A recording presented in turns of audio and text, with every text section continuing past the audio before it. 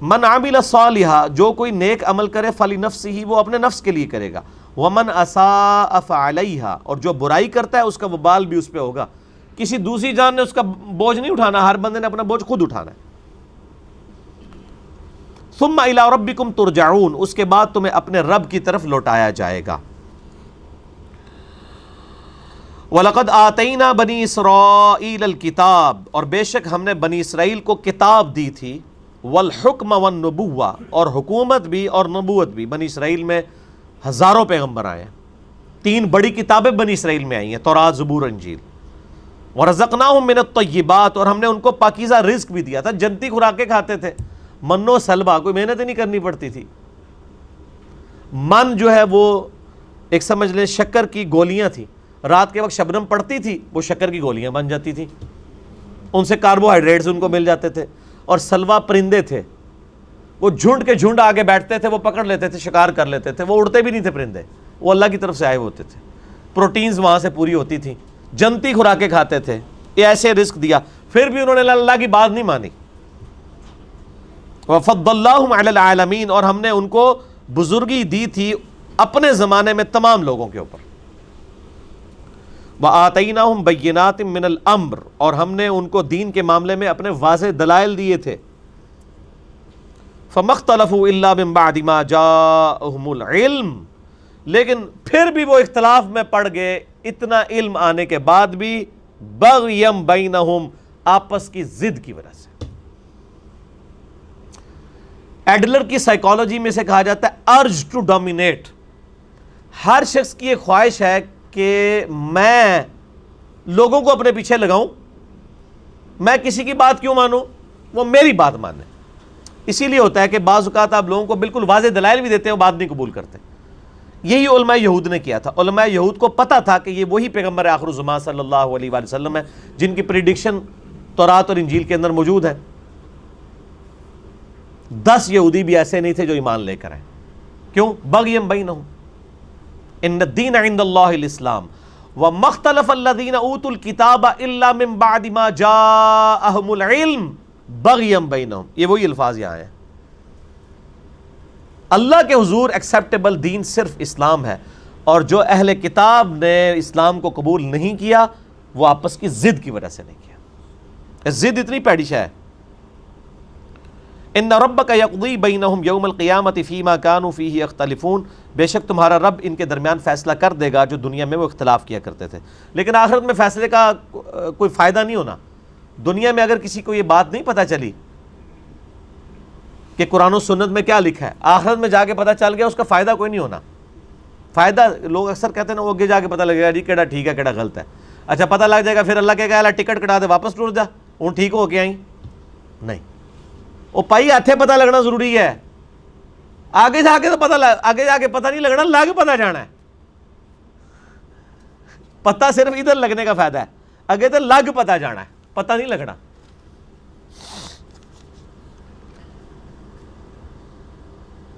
ثم جعلناک علی شریعۃ من الامر، اے نبی علیہ السلام بنی اسرائیل کے بعد ہم نے آپ کو ایک پختہ دین کے اوپر حکم دے کر بھیجا. فاتبعھا، تو اے نبی آپ اس کی پیروی کریں شریعت کی جو ہم نے آپ پہ نازل کی ہے. ولا تتبع اہواء الذین لا یعلمون، اور اے نبی صلی اللہ علیہ وآلہ وسلم جو لوگ اپنی خواہشات کی پیروی کر رہے ہیں آپ نے ان کے پیچھے نہیں چلنا، آپ نے اللہ کی وحی کے پیچھے چلنا ہے. نبی کو بھی حکم ہے کہ انہوں نے اللہ کی وحی کے پیچھے چلنا ہے. تو باقی کس کھاتے میں؟ قرآن میں 3 دفعہ یہ آیت آئی ہے.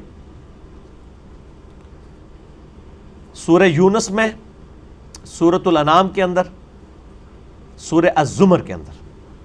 قل انی اخاف ان عصیت ربی عذاب یوم عظیم، اے نبی تم فرماؤ کہ مجھے تو خود ڈر ہے اس بات کا کہ اگر میں نے بھی اللہ کی نافرمانی کی تو بڑے دن کا عذاب مجھے بھی آ پکڑے گا. کس نے؟ نبی صلی اللہ علیہ وسلم. یہ باتیں اس لیے کہلوائی گئیں، حالانکہ نبی علیہ السلام تو اللہ کے محبوب ہیں، صرف اس لیے کہلوائی گئیں کہ تاکہ بعد میں کوئی بندہ تکبر کے ساتھ معاملات کو کلیم نہ کرنا شروع کر دے کہ جی یہ بزرگوں تو نماز کی ضرورت ہی نہیں، اللہ تک پہنچ چکے نا. لوگ کہتے ہیں نا، کہتے ہیں جی نماز تو اللہ تک پہنچنے کے لیے چاہیے، تو جو اللہ تک پہنچ چکے ہیں انہوں نمازہ معاف نے. یہ اس لیے یہ باتیں بتائی گئی. تاکہ کوئی تکبر کا جملہ نہ بولے، ڈرتا رہے۔ میں نے کئی دفعہ عرض کیا کہ آپ دیکھیں شیخ عبد القادر جیلانی رحمہ اللہ کی طرف کتنا بڑا جھوٹ منسوب کیا گیا، وہ قصیدہ غوثیہ ایک، جس کے اندر لکھا ہے تمام اولیاء کی گردن پہ میرا پاؤں ہے۔ سر یہ جو جملہ ہے نا کہ تمام اولیاء کی گردن پہ میرا پاؤں ہے، یہ کوئی مسلمان نہیں بول سکتا، ولی تو چھوڑ دیں، یہ شیخ عبد القادر جیلانی پہ جھوٹ باندھا گیا، انہوں نے نہیں کہا یہ قصیدہ غوثیہ ہے ہی جھوٹ ہے، انہوں نے نہیں لکھا۔ اللہ کا نیک بندہ تو ہر وقت ڈرتا رہتا ہے، وہ یہ فرعونی الفاظ یہ تو فرعون بولے گا کہ میرا لوگوں کے گردن پہ پاؤں ہے۔ کیا حضرت ابوبکر صدیق نے کہیں بولا ہے یہ کہ تمام صحابہ کی گردن پہ میرا پاؤں ہے؟ صحابہ کے سردار کون ہے؟ ابوبکر صدیق۔ یہ کہتے ہیں عبد القادر جیلانی اولیاء اللہ کے سردار ہیں۔ اگر وہ سردار ہیں تو اس قسم کا فرعونی جملہ بولیں گے کہ اولیاء کی گردن پہ میرا پاؤں ہے؟ استغفر اللہ تو بولے، یہ جملہ بولتے ہی بندہ اپنے ایمان کی فکر کرے، یہ سب کا سب فراڈ ہے، یہ ہے ہی جھوٹ ہے، انہوں نے نہیں بولا۔ انہوں نے جو کچھ بولا ہے وہ میں آپ کو بتاتا ہوں۔ ان کو کسی نے آ کے بتایا کہ عبد القادر عید کا چاند نظر آ گیا، انہوں نے کہا میری عید تو اس دن ہوگی جس دن میں اپنا ایمان بچا کے قبر میں اتر جاؤں۔ سر جو اللہ کا ولی ہوتا ہے اس کو اپنی فکر لگی رہتی ہے، وہ اتنا اکڑ خون نہیں ہوتا کہ لوگوں کو کہتا پھرتا ہے، یہ سب جھوٹ ہے۔ اور جو انسان اپنا پیشاب نہیں روک سکتا وہی جملہ بول سکتا ہے کہ تمام اولیاء کی گردن میں میرا پاؤں ہے؟ دنیا کا کوئی ولی کوئی بزرگ اپنا پیشاب روک سکتا ہے؟ Not at all. اگر کوئی ہے تو آئیں لائیں ہمارے سامنے پیش کریں، پیشاب روک کے بتائے کوئی۔ انسان تو اتنا کسپرسی کے عالم میں، اسی لیے دیکھیں کہ آپ لوگ جب بیمار ہوتے ہیں آپ کو اٹھا کے ان کے پاس لے جاتے ہیں، اور یہ لوگ بیمار ہوتے ہیں تو یہ شفا انٹرنیشنل میں علاج کرا رہے ہوتے ہیں۔ آپ کے جب پیر صاحب بیمار ہوتے ہیں ان کو اسپتال نہ لے کے جایا کرو، ان کو بھی پھر کسی مزار پہ ہی لے جایا کرو نا، نہیں لے کے جاتے۔ یہ آپ کو انہوں نے چکر چلائے ہوئے ہیں سارے، ان کو پتہ ہے کچھ نہیں ہونا۔ میں تو جتنے بڑے بڑے ادھر دیکھتا ہوں نا، سب کے آپریشن ہاسپٹلز میں ہو رہے ہوتے ہیں، اور عام ہاسپٹل میں نہیں، آغا خان ہاسپٹل میں، شفا انٹرنیشنل میں، جدھر ہم لوگ تو ایک دن کی فیس نہیں دے سکتے۔ تو سر یہ تو بزرگ ہیں نا، یہ کیوں اسپتالوں میں علاج کراتے ہیں؟ یہ تو لوگوں کو پھوکے مار کے صحیح کر رہے ہوتے ہیں، اپنے آپ کو بھی ٹھیک کریں۔ اپنا پیشاب بند ہوتا ہے، اپنے گردے خراب ہوتے ہیں تو ٹھیک کریں نا پھوک مار کے، ڈاکٹروں کے پاس کیوں جاتے ہیں؟ پھر تو اس کا مطلب یہ کہ ڈاکٹر ان سے بڑے بزرگ ہیں نا، جو بزرگوں کو بھی ٹھیک کر رہے ہیں۔ ٹھیک ہو گیا؟ وہ سب اللہ کے بندوں گیم چلائی ہوئی ہے۔ اللہ سے مانگے، اسباب اختیار کریں۔ دوائی کرنا سنت ہے اور دوائی پہ یقین نہ رکھنا فرض ہے۔ اسباب آپ نے اختیار کرنے ہیں۔ پانی کے بغیر پیاس نہیں بجھے گی، یہ سبب ہے، لیکن پانی پینے کے بعد بھی کوئی گارنٹی نہیں کسی کی پیاس بجھ جائے۔ گنہگار بندے کی موت کا وقت قریب آتا ہے نا، تو روایتوں میں آتا ہے کہ اسے اگر سمندروں کا پانی بھی پلا دیا جائے نا، اس کی پیاس نہیں بجھے گی، جب اللہ ہی نے پیاس نہیں بجھنے دینی۔ تو سبب یہی اختیار کریں گے، لیکن نظر مسبب الاسباب پہ۔ اللہ اکبر۔ انہم لن یغنوا عنک من اللہ شیئا، یہ لوگ اللہ کے مقابلے پر اے نبی علیہ السلام آپ کو کچھ فائدہ نہیں پہنچا سکتے۔ وَإِنَّ الظَّالِمِينَ بَعْضُهُمْ أَوْلِيَاءُ بَعْضٍ، اور ظالم لوگ بعض کے دوست ہیں۔ وَاللَّهُ وَلِيُّ الْمُتَّقِينَ، جبکہ اللہ جو ہے وہ پرہیزگاروں کا دوست ہے۔ جس طرح کافر ایک دوسرے کو سپورٹ کرتے ہیں، اللہ تعالیٰ بھی اپنے بندوں کو سپورٹ کرتا ہے، لیکن وہ اللہ کا بندہ بنے، فرعون نہ بنے۔ اللہ کا بندہ کون ہوتا ہے؟ جو لوگوں کو اللہ کے ساتھ جوڑتا ہے، جو اپنے ساتھ جوڑے، اپنی عبادت کروائے، اپنے سامنے جھکوائے، اپنے پاؤں چموائے، وہ تو اپنی عزت کروا رہا ہے۔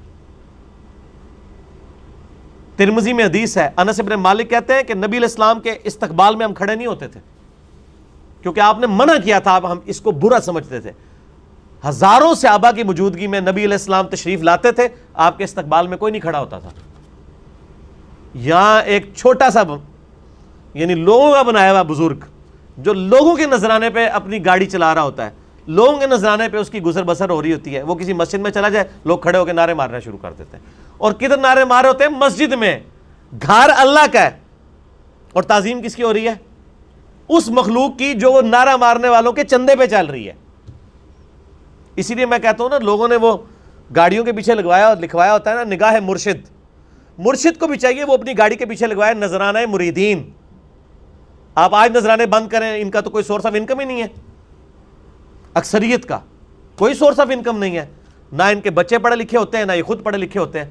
ان کو 10,000 کی نوکری نہیں کہیں مل سکتی، لیکن سٹیٹس وہ روزانہ کے لاکھوں روپے خرچ کر رہے ہوتے ہیں. کہاں سے؟ آپ سے. تو صرف ان کو چاہیے نا جب اپنی گاڑی میں بیٹھیں تو گاڑی کے پیچھے لکھیں مریدین کے نذرانوں کی برکت سے. آزا من فضل ربی تے نائے نے لکھنا تے نائے مرید نے لکھنا ہے، وہ تو توفیق ہی نہیں کسی نے ہونی. اصل تو یہ ہونا چاہیے آزا من فضل ربی. تو اگر اتنے مریدین لکھ رہے ہیں نگاہ مرشد، تو پیر بھی لکھ دے نذرانہ مرید کی برکت سے، جو سچائی ہے. دوسرے والی تو ہے ہی جھوٹ ہے. نگاہ مرشد کے جس مرشد میں تسی پال رہے ہو وہ مرشد تو کس نے پال سکتا ہے؟ اللہ پال رہا ہے، اللہ دے رہا ہے. اللہ کافروں کو بھی دیتا ہے، اللہ مسلمانوں کو بھی دیتا ہے. ٹھیک ہے، اللہ جانوروں کو بھی دیتا ہے، اللہ درختوں کو بھی دیتا ہے. سب اللہ دینے والا.